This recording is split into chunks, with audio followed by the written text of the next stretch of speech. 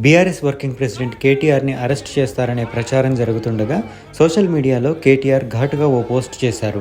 వికారాబాద్ జిల్లాలో కలెక్టర్ సహా ఇతర అధికారులపై దాడికి యత్నించిన ఘటనలో బీఆర్ఎస్ నేతల హస్తం ఉందని ఆరోపణలున్నాయి. ఇందులో ఇప్పటికే మాజీ ఎమ్మెల్యే పట్నం నరేందర్ రెడ్డి అరెస్ట్ కాగా ఏ క్షణానైనా కేటీఆర్ని అరెస్ట్ చేస్తారని సోషల్ మీడియాలో ప్రచారం జరుగుతుంది.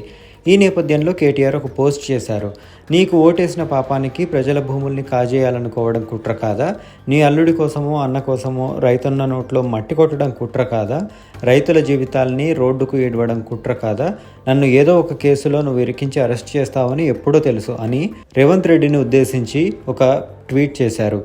రైతుల గొంతైనందుకు తాను అరెస్ట్ చేస్తే గర్వంగా జైలుకు పోతానని, నీ కుట్రలకు భయపడే వాళ్ళు ఎవరూ లేరని చెప్పి ట్వీట్ చేశారు.